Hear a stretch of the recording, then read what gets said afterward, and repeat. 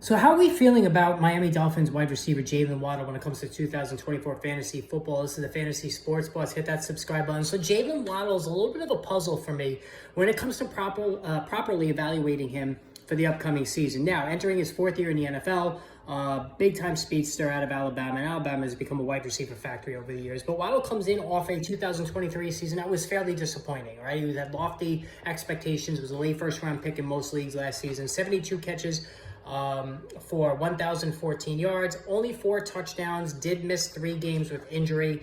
It didn't seem to, there was no consistency to Waddle's season. Like, he was constantly banged up. Tua Tagovailoa managed to stay healthy for an entire season, which is a minor miracle unto itself. But Tyreek Hill was pretty much 1A and 1B when it comes to the passing offense. Jaylen Waddle got just kind of cleaned up after Tyreek Hill, whatever was left over. And that was the case also in 2022 when he caught 75 balls, but for a much more impactful 1,356 yards, and he scored 8 touchdowns. So what happened, and what do we expect from Waddle this season? Well, listen, there's some unlucky variants that play last year, all right?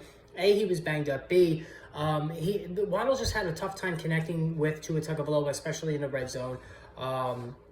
He led the league in yards per reception in 2022 at 18.1. It fell to 14.1 last year, which is still respectable, a good number, but it dropped quite a bit there. 7.4 targets a game, though, was a pretty healthy number. So Waddle's advanced metrics were good, right?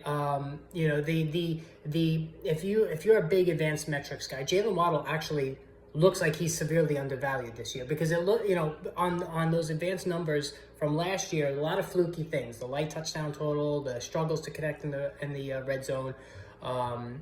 He's still very young. All the tools are there. He's 25 years old, blazing fast, and they're in a very explosive Miami Dolphins passing attack. So ultimately, what this means is that Jaylen Waddle is underrated this season. All right, and I've never been a guy that's actually made it a point to go out and get him, because he clearly, again, is number 2 in this passing offense. And we've seen when it comes to like T. Higgins and Jamar Chase, Devontae Smith and A.J. Brown, the second option, when you have 2 high-end wide receivers on the same team, they usually disappoint relative to their draft selection slot.